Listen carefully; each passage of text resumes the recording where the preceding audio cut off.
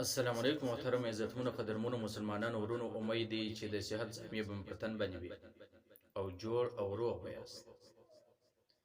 الله تعالی په دنیا کې د ټولو مخلوقاتو کې ذهین عقلمن او باشعور انسان پیدا کړی دی. دا د دې نه اندازه لګوي چې انسان داسې شیان ایجاد کړي دي چې هغه ته د انسان عقل خپل حیرانیږي. کله دغه ذهین باشعور او عقلمن انسان داسې کار او داسې پیلو کې کله چې هغه ته وګوري خپل به حیران پاتې شي چې دغه باشعور او عقلمن انسان څنګه کار کړی دی، چې داسې شعور هم لري او داسې عقلمن هم دی او داسې هوښیار هم دی، دغه نه باوجود او داسې کار کړی دی او داسې پیل کړی. ته په سیټ کې دغه ویډیو وګورئ چې دې کسانو ځانونه راځړولي دي، په دغه باندې دوی خپل حاجتونه پر کول غواړي چې په دا به زموږ حاجتونه پوره شي. په پښو راځړولو باندې، په الټه راځړولو باندې به د انسان کم حاجات پوره شي. ای مسلمانه، که چیرې ته حاجات پر کول غواړې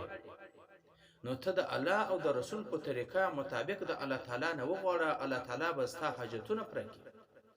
2 رکعاته نفل د صلات حاجت په نامه باندې وکړه، د الله تعالی نه دعا وغواړه،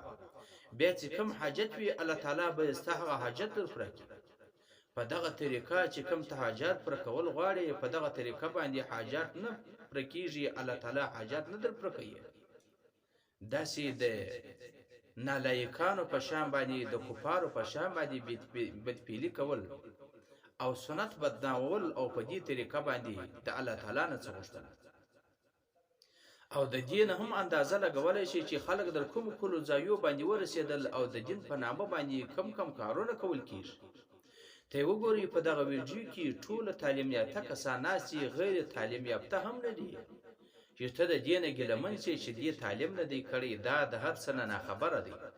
بلکې دا هغه کسان دلته په دغه ځای کې ناچي چې ټول په هر څه باندې خبر دي، د هغه باوجود بیا هم د الله او د رسول د طریقې سره